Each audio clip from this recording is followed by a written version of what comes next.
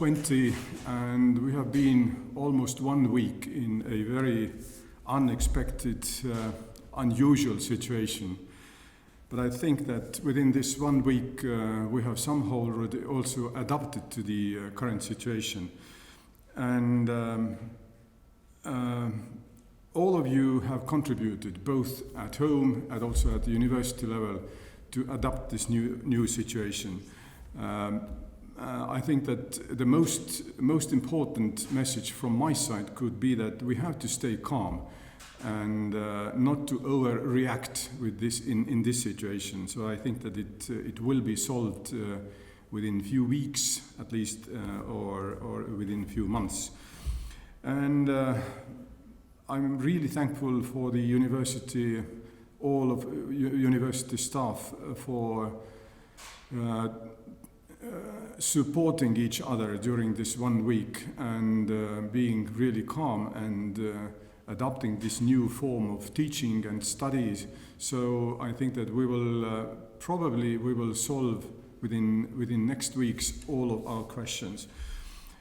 At the university we have a special committee who is dealing with this new situation, and so we are meeting on daily basis in the morning, and just depending on the current situations we have made our daily life solutions to different kind of questions. What can I guarantee? That the teaching will continue, and also the academic life will continue. So I don't see the 1 week what we have now, some kind of experience has shown us that it is quite fluent, and then there are no major obstacles in this regard. All the facilities, all the teaching facilities have been closed, and there is access only for the academic staff, but there is no teaching activities going on in this place. All the details concerning the new regulations at the university level you will find on the homepage and the university homepage. And also we will guarantee the salaries to the all university staff members. So there are a lot of different questions, mostly regarding the current studies, and I think that the Vice Rector will deal with these issues in the coming few minutes now. So I wish you just stay calm, and we will see probably even within 1 week how it will be, but I think being a medical doctor that hopefully it will be no escalations, and I hope that in our country and specifically at the university level, so we can continue our daily life and daily teaching activities quite soon. Hello, good afternoon. I hope you are all in good health and listening from home safely. We'll continue with some general messages where you can get information in this quickly changing time. The main information channel from the university is the university main website. And there is so-called coronavirus blog. Where it's a very, very first thing what you can see if you go to the website. And there are different sections, and you can. Yeah, there are special messages to the students, there are special messages to the teachers about teaching, about how to manage teaching and how to use tools for teaching. So search this page, we're constantly updating the information there. And there will be also possibility to ask questions, the similar opportunity what you had during last 2 days. We will keep this open so you can ask questions there. Regarding changes in the courses, we'll ask all teachers to make the changes by the 25th of March and to record the changes also in the study information system so that everybody could see what are the changes. Because if you have communicated this to the students only via email or some other tool, then please repeat it in the study information system. And then we have opened a Moodle course for all teachers and program managers and everybody who is related to teaching to ask questions, to provide solutions, to provide good ideas, to be creative regarding organizing and doing studies. The link to the website or to the course is here. And during last week already many ideas have been proposed there. Finally, I'm sure you all know that there are instructional designers and consultants available for all faculties, and you can contact them. They work in the personnel department and in the Office of Academic Affairs. And finally, of course, IT Help Desk has got a lot of work during last week, and they are in your disposal to help you in all technical matters what you may have. There are special questions in this special times. Who is making decisions? Because the decisions sometimes have to be made very quickly. We can't wait until the special bodies are gathering together and changing our regulations. So we propose to the Senate that is gathering next week on Friday that in this special situation deans and Vice Rector for Academic Affairs can make decisions on extraordinary circumstances. But we have started this special situation as quickly as it started, so the teachers, responsible teachers for each subject should do their own decisions, consulting with the program manager, but yeah, it's clear that we can't follow each rule very, very carefully in this situation, and from the university I really say to all the teachers that you are free to make within your subject to make changes.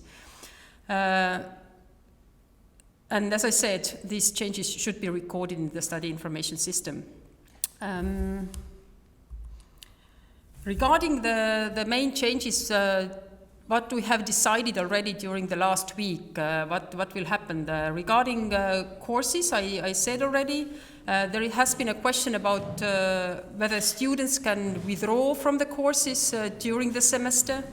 It can be done, but you have to ask permission from the Vice Dean of your faculty. So just because the format of the course is changed, you shouldn't withdraw the course. But if there are extraordinary situations, then you should ask the Vice Dean.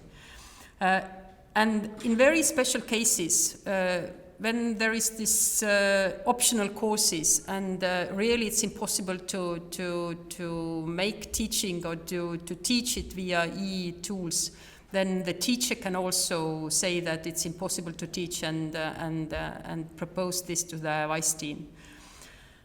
Graduation, there are a lot of questions about what will go into graduation, what will happen to graduation. The study period ends in the 31st of August, so we have time for graduations. If possible, and we expect that in most of the cases it is possible to do the defenses as planned, even if all subjects are not completed. So that's a special case because in a normal situation we don't allow anybody to the defense if not all subjects are completed, but in this special situation it's possible. But I would expect that all defenses take place in the right time, but yeah, there may be special situations, and then there will be time until the 31st of August. The defenses can take place in e-format, in different video systems, in a way that everybody is participating via video, or the defendant and the commission is in the same room, but public is not allowed, and public can take part in electronic format. And of course there are a lot of questions about individual, how to collect data if it's complicated, and there are, I would say, creative solutions to that. You can make interviews via video format. It is more complicated. It's not so easy, but it's possible. You are allowed to make experiments in the laboratory. It's considered as scientific work, and individual basis it's possible. Agree with your supervisor and of course follow all the rules, medical rules or safety rules. And the library is offering opportunity for digitization of the materials, so turn to the library website and look for these opportunities. Regarding admissions, we haven't postponed admission periods to the master and PhD studies. It's possible that we make conditional admission, which means that even if the final work is not defended, it's possible to admit students to the master's and PhD level. Regarding admission to the first level, then for the English studies, we'll keep the date, which is 15th of April. Regarding the Estonian studies, it's probably will be changes because the state exams are not taking place in the right time. Regarding tuition fees, which is a question that many students are asking, we don't make the tuition fees lower, but we propose that it's possible to pay it, to have a special schedule for that if it's not possible to pay it in the right time, or even to postpone paying if it's necessary. But that's has to be justified, and that's the dean's decision. So that's generally about studies, and we'll go now to the specific questions. Yes, we had a question form open on our webpage for a couple of days. You viewers had the possibility to ask questions about this difficult situation that we have in our country right now, and concerning studies in university. I checked this morning, we had over 190 questions that were sent to us.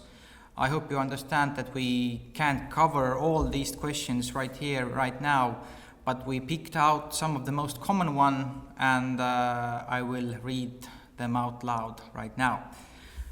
First of all, can studies extend to the summer so that the semester is longer? Is it likely that some courses are postponed to the autumn semester? Mm-hmm. We'll try to keep the schedule as it is, and in case of the studies that include practical training or practical classes that can't be done at the moment, then we encourage to do the theoretical part more quickly. And so if we have the opportunity to return to the normal situation in May or in June, then the practical part could be done in more efficient way. In some cases, certainly it happens. I could imagine that some practical training should be done in maybe in June, maybe in July, maybe in August. It has to be agreed with it has to be proposed and agreed within the specific course, proposed by the teacher and agreed within the course.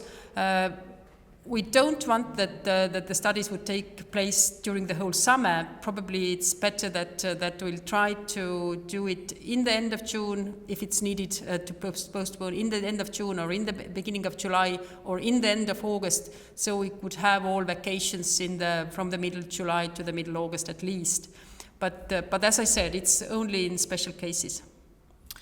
How is high-quality e-learning guaranteed? The university is sometimes unable to offer high-quality teaching, but still wants to get tuition fee in full amount. Do you plan to do anything about it? Mm-hmm. We plan to do certainly about the quality of e-learning. I think that the 4 days is too short to give the full judgment about the quality. I'm sure there are problems in some places, because there are teachers who have never been used e-learning before, and to assume that they are, using the best tools and doing it in the best way within these 4 days, it's too much. But we are supporting them, and we'll try to find out where are the problems. If you as a student, and if you have complaints about some courses or some programs, please let the program managers know, or the Office of Academic Affairs, and we'll try to help the specific cases. Will tests be conducted online or postponed? How will oral exams take place? Oral exams can take place via e-tools. It's possible in the same way we are communicating, of course, synchronous way. So it's no problem with oral exams. There are different ways of doing written tests also via internet. So I would say that it's not a major problem to do that.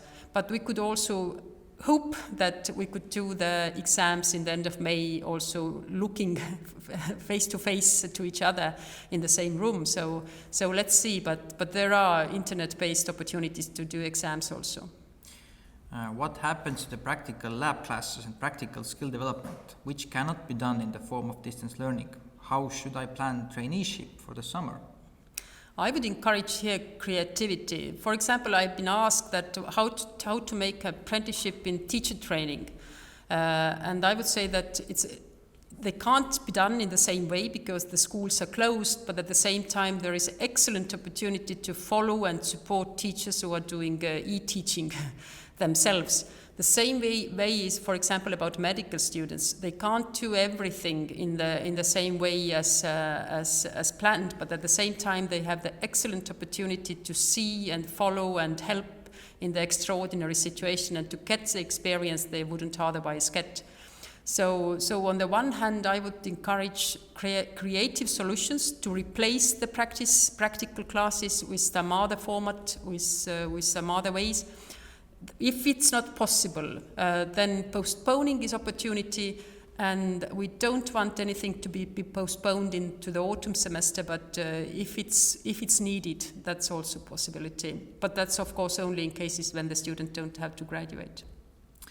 If a planned course is cancelled due to emergency and the student fails to get enough credits to continue in a free student place, will he have to start paying for his studies? Mm-hmm. Yes, if the university has to cancel the course, or if we are unable to finish the course by the end of August, then of course these credit points are not considered as missing credit points for the student. If the student himself or herself withdraws from the course, then it's the student's responsibility. What will happen to international students who have already traveled home if their studies should resume before 1st of May? If the studies resume before the 1st of May, then I encourage certainly the teachers to offer individual opportunities for the students to take part in the studies via e-format until the 1st of May. If it's possible for the students to return earlier, of course, that's very nice. International students are, I'm sure, in the most difficult situation in this situation because some of them have returned, some of them stayed, and it's unclear situation both here and in their homeland, and I think traveling also is very difficult at the time nowadays. So I think here is really individual solutions. Ask your program manager, and also Office of Academic Affairs is providing help. But certainly don't stay and don't worry. But ask your questions, and we try to find solutions. Another question about international students. International visiting students ask whether it is possible that their study period is extended, exams and lectures last into the summer, and thus also the transfer of the results to their home university is delayed. Yes, it may happen, and I'm sure that it's going to happen all over the world, that some delays are taking place. But as I said, as a rule, we'll try to follow the schedule as we have planned. But it may happen that in case of practical classes, we'll postpone until the end of August. But yeah, but I would say that in 90% of cases, we'll try to follow the schedule. How is it possible to defend theses in experimental, creative subjects? Yes, again, the creativity in creative subjects, creativity is encouraged, and if needed, the end of August is also an opportunity to defend these kind of theses, if necessary. What about the standard period of study of PhD students if the defense is postponed due to the emergency situation? I would say that defenses should not be postponed, and actually the defenses are already taking place in the e-format. We are encouraging to do them in a way that defendant and the commission is staying in the same room with a safe distance. But it's so important for the defendant to have at least a small audience to listen, but the wider audience should certainly stay home and follow the event via e-format, and most probably opponents who should come from abroad, and that's not possible at the moment, should also participate in the e-format. If for some reason the opponent, for example, cannot participate in via video ways, then university has to postpone the thesis, then of course it's impossible to defend it as an external student, or we prolong the studies, but as again, let's try to make the defenses as planned. Will graduation ceremonies take place? The right answer is I don't know. If we have the special situation will be continued to the June and no large gatherings are allowed, then they are not going to take place. If it's possible, of course we'll do it. So let's see. But the current answer is I don't know. When will it be possible to borrow books from the library? Yes, the library has searched opportunities from the very first day. At the moment, they are proposing digitalization of the books or parts of the books, but on Monday they are testing a technical solution for borrowing books, and if the test is successful, then from Wednesday they'll send a message. Hopefully on Wednesday it's possible to borrow books, but they'll send this message on Wednesday how it happens. If that technical testing is unsuccessful, we'll try to find other solutions for borrowing books. So we'll don't give up. Should foreign citizens return to their home country? No, I would say that if you have stayed until now, then currently it's also very difficult to return to home country due to the limitations in transport and crossing borders. And of course, we'll continue with the teaching, with learning, and with the research. Just the formats and ways of working are a little bit different. So I would say that you don't have to return home. But of course, the individual situations and family situations and so on are different, and some countries have encouraged their citizens to return home. So, I mean, it's very difficult to make a university decision in each individual case, but as a university, we are not encouraging you to return home. What is the university's position if, during the emergency situation, a university staff member would rather contribute as a volunteer to solving the crisis than do research? For example, Defense League member, assistant police officer, or helping the elderly. Yes, this is a situation for what you have been trained, for what you have been participating in these voluntary organizations. So if state needs you, you should go. Of course, consult with your institute, your head of institute or dean or whoever is your supervisor. So, but yes, of course, universities is trying to help the state in this situation. And offering also from the researchers' side help to the state. We'll just our rector sent a letter to the state yesterday to the Prime Minister saying that in this difficult situation there are research opportunities in the university that can be of help to the state, and if you have any other ideas that practically could help state in this urgent situation, then you could contact also Vice Rector for Research, Mr. Kristjan Vassil. But if this is really about urgent help to the state, it's not like long-term research opportunities that this crisis, of course, is creating also. What to do if immediate supervisor does not allow distance work, although the work is not critical and could be done remotely? I mean, the situations are always individual and it's difficult. Probably the people are seeing this situation differently. But then the only way is to contact the next level dean or a head of institute if this situation or this kind of some conflict situation is emerging. And the last question that I'm going to take right now, as tenants of the student residences were recommended to leave the buildings, is it possible for them to pay less rent?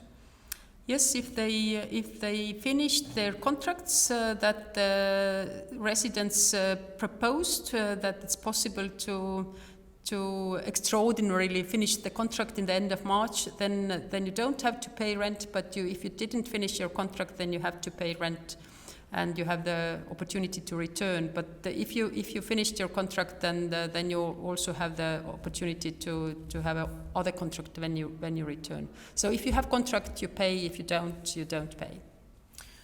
So that's all with the questions right now. Just to point out that we'll have a frequently asked questions section on our webpage, which is based on these questions that we have gathered right now, and link to the form where you can ask questions will be left open. And during these crisis times that we have right now, you can send questions to us, and we will try to answer them as quickly and as good as we can. And I just wish you and all your family members a good health, and let's keep working and finding creative solutions in this extraordinary situation.